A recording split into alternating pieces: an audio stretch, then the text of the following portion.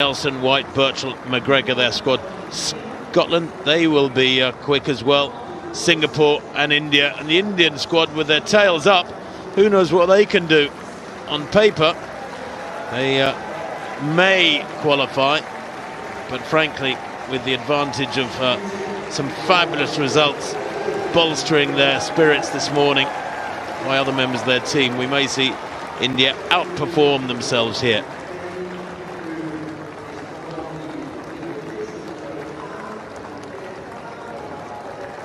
So, the Jamaicans, lead-off athlete, that's Nelson, just adjusting her blocks. England took gold 4 years ago on the Gold Coast ahead of Jamaica, and Nigeria in third.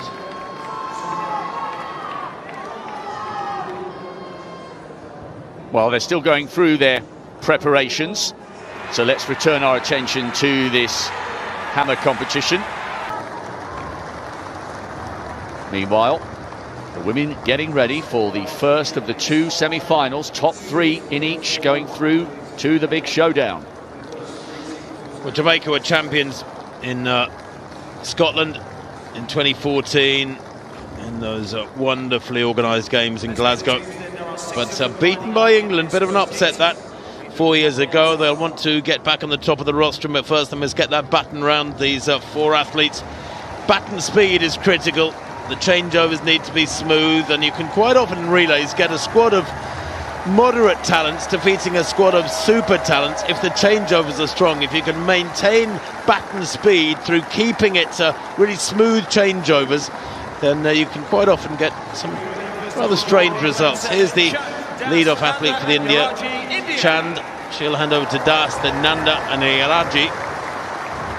On the outside, they can focus on their own job. The Indian record, 43.37. Singapore go in lane 6. Pereira will hand over to Zaini, then Chandran and Liu. In lane 5, Scotland, always good carriers of the baton at the Commonwealth Games. Matheson, Rees, Malone and Spence, their quartet. In 4, The Jamaicans, well, they start as favourites here surely, with Nelson, White, Birchall and McGregor making up their foursome. Their national record, 41.02. In 3, Azapadi, Richard, Sufuna and Wingfield. Here is the Maltese quartet, and the lead-off runner, Azapadi. She'll hand over to Richard, Skikluna and Wingfield. And then the Maldives on the inside with Hussein, Mohammed, Hassan and Mohammed again making up their foursome. The first 3 automatically make the final, plus the next 2 fastest across the 2 hits. Well, the second fastest time ever is by Jamaica. That was last year at the Olympic Games, 41.02. Only the USA have ever gone under 41 seconds. Anything down in the low 42s is very, very crisp. In fact, only Jamaica have been down there. The Scottish record, for example, 44.35 is the Scottish best this season, 44.35. The first of 2 heats in the women's 4x100 metres. Then the first 3 teams go through by right to tomorrow's final. Maldives in 2, Malta 3, Jamaica going 4 in the yellow, Scotland in 5, Singapore 6, India 7. Away they go, and already Jamaica making up ground on Scotland. Centre of picked at Jamaica, almost up alongside Matheson of Scotland. It's been a brilliant leg from Nelson. A safe changeover, not a fast changeover from the Jamaicans. The Scots pretty much matched them, but down the back straight, the second leg runner from Jamaica moving really well at the moment. That is White. She hands over. That was a good changeover from the Jamaicans. Scotland in second, going really well. On the outside, India going pretty well too. It's Jamaica from India at the moment. India having a really good run here. Their backs are up as Jamaica taking over on the final leg. Down the home straight, looking really strong. It's McGregor now, storming away with this. That's an 8 or 9 metre winning margin. India comfortably second, Scotland in third, and a really close battle for the 4th places there. But 43.66 by Jamaica there. Well, it was a safe squad that got it round well enough. Let's hope there are no red flags and that all the changeovers were good for every team. But that was a huge winning margin and an equally huge gap behind India, Rob. Yes, Scotland getting the best of that battle for the third spot. Wingfield was finishing very quickly for Malta on the anchor leg. The Indians had a very sluggish changeover from third to anchor, but how well did they go down the back straight? They've taken second. Scotland have gone through by a couple of tenths of a second. Singapore and Malta very, very close behind, but we will see the Scottish quartet in the final. The Jamaicans are so good. They've got such a great reputation. The Olympic champions, the silver medalists in Eugene, gold in Glasgow, and they've got Elaine Thompson-Herah, who they can draft into the final. Not a bad name to add to the list, a four-time individual Olympic champion. Yeah, Thompson-Herah has looked superb all week, hasn't she? Getting fitter all the time. That was a safe changeover from the Indians on the outside. I expected a little more from Scotland. I thought they'd be closer to India, that's for sure. But look at this changeover from Scotland. Oh, awful changeover, final changeover there from Scotland. Looked to me like the outgoing runner went off a little bit early for them. That was Spence. Indeed, they're only just ahead of Singapore, and you'd expect from a world drill squad like the Scots a bigger margin. But they are through safely. Sorry, Rob. Yeah, so Jamaica, good, the India Jamaicans. and Scotland. So good, the Jamaicans. You could see Spence coming under a little bit of pressure there for that third spot with the fast finish of Wingfield from Malta. Watch this last changeover for the Indians, just on the left of picture. Took them a while. Can't quite see her, and also, as you said, it was a little bit sluggish from the Scots, but poetry in motion, the Jamaican quartet, and they will be smarting after finishing second to the United States in Eugene. But despite the fact that we've got great teams going in the second of the heats, England as the defending champions, the Jamaicans would surely line up as the joint favourites at least. And England, well, they've swapped victories at the Commonwealth Games with Jamaica. The last four editions have gone Jamaica, England, Jamaica, England. Jamaicans, of course, as Rob rightly pointed out, can break through by right. Scotland, a PB there, 45.39. I'm not sure. The Nigerian first to walk out onto the track, ran 10.78 recently, but was with a plus 3.1 wind. Dina Asher-Smith will be in lane 2, the former world champion at 200 metres, now based in Austin in Texas. TT Terry, a little training group, going to walk out next between 3, 4 and 5, and 3 of the quickest women in the world. We do have the 3, though, Olympic medalists, including Melissa Jefferson-Wooden. Melissa Jefferson, as she was then, she got married in March. Then the Olympic champion, Julian Alfred, will be in lane 5. From St. Lucia, and it's great to see Sha'Carri Richardson back. She had injury problems all the indoor season, hasn't divulged too much about it. It was back in February, she said. Has only had one race, which was a pretty sedentary affair. And then Tina Clayton and her twin sister Tia Clayton have been ripping it up for Jamaica. The 20-year-old did beat her sister at the National Championships just recently in 10.81. And then you've got the experience of Mary-Josée Talu-Smith from Ivory Coast, still running very well indeed.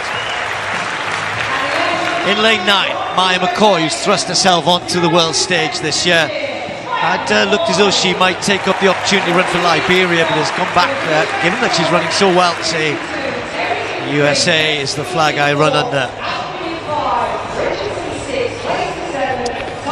So TT Terry, Jefferson-Wooden, Richardson, friends, training partners. In fact, TT Terry was bridesmaid at Jefferson-Wooden's wedding earlier on this year. But in those middle lanes, 3, 4, 5 and 6, you throw in Tina Clayton as well. Speed. It's time for the Nike Women's 100 metres, featuring none other than the Olympic champ Julian Alfred. What a year she had last year after winning St. Lucia's first global medal indoors. She then won its first 2 Olympic medals outdoors, gold in the 100 and silver behind Gabby Thomas in the 200.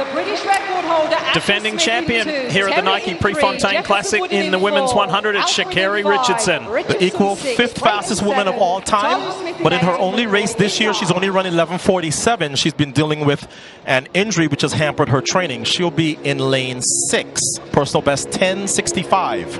And in lane 4, Melissa Jefferson-Wooden.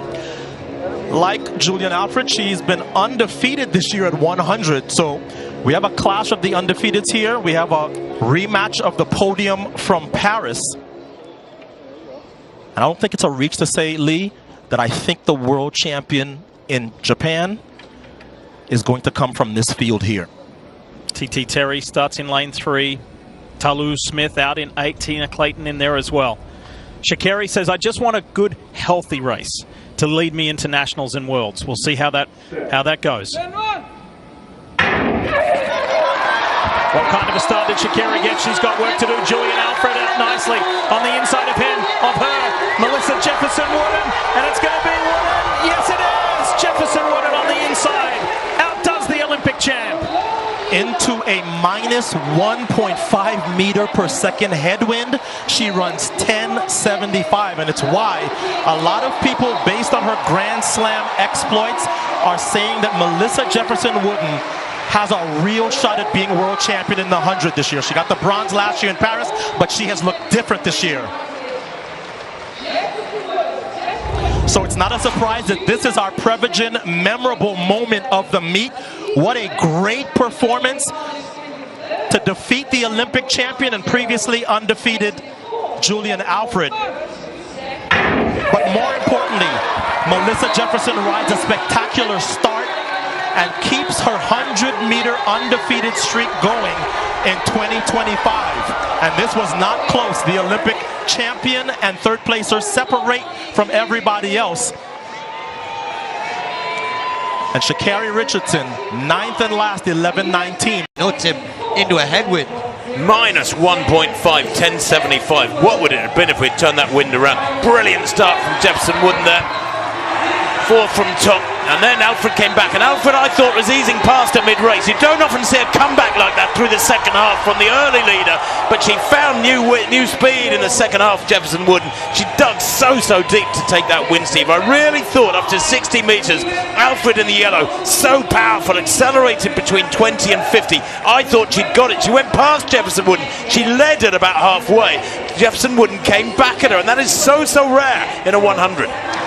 Yeah, a bit unlucky there, aren't we? Like you said, I was watching that replay halfway down the home straight. The clock's at minus 1.5, yet the flags don't look like it's going in that way. So that's a little. Hi everyone, once again welcome back to my YouTube channel. I'm your host Travel Reactions, and in today's video it's all about these old race that I decided to share with you. I know most of you might have watched it, and for those of us, or rather for those of you who might missed it, this video is for you. And of course I have to acknowledge this: if you've watched this race, please let's just appreciate the efforts of these great athletes for showing us, or rather displaying some of the great performances. Now, this was an old race that took part back in 2022 during the Commonwealth Games, and it's a 4x100 meters, and it was held at the Alexander Stadium that's in Birmingham. Now, once again, I'd love to urge you to please consider subscribing to my channel. This is my new channel, and all I'm urging you and pleading for you is to please give this video a thumbs up, and also most importantly, give me your subscribe. I need you and your support and your love throughout all of this journey. So back to our video. It has been just great to see these great athletes giving us some of the best shows. Now, I noticed that Team India, they really put in much great efforts into this race, and that's why I said we need to respect these athletes. We need to make sure we appreciate them, because these people, they really go through a lot. They endure some of the harshest conditions, some of the harshest setbacks, but at the end of the day, they have to put, or rather hold their heads high, because they understand the importance of representing their countries. Now, many people underestimated India in this category, but well, we've seen that they managed to come second. Now, the first place was taken by Jamaica, whereby they clocked a time of 43.66, and India took the second position, clocking the time of 44.45. And now we had Scotland in the third position, and in this case they clocked a time of 45.39.